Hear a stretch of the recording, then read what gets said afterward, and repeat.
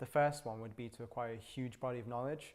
So over the course of the degree, we've learned pretty much every single major field of study that's in research right now.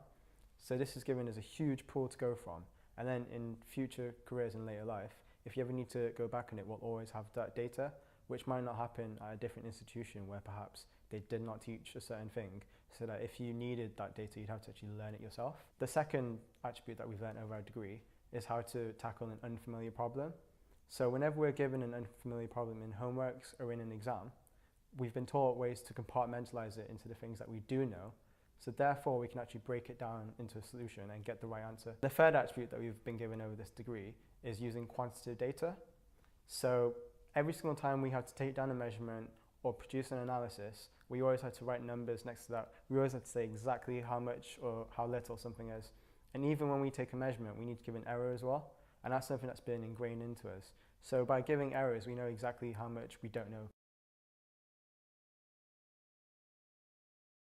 The two modules I'd like to talk about are from Newton to Einstein and quantum mechanics. And the reason why is because quantum mechanics is really just a continuation of from Newton to Einstein. The first attribute that we've learned is how to connect new ideas from this field of study. So when we were taught these modules, a lot of it seemed to be ad hoc. It seemed to be coming out of nowhere. So we were just taught the equations and we weren't really sure why things were such and such a way.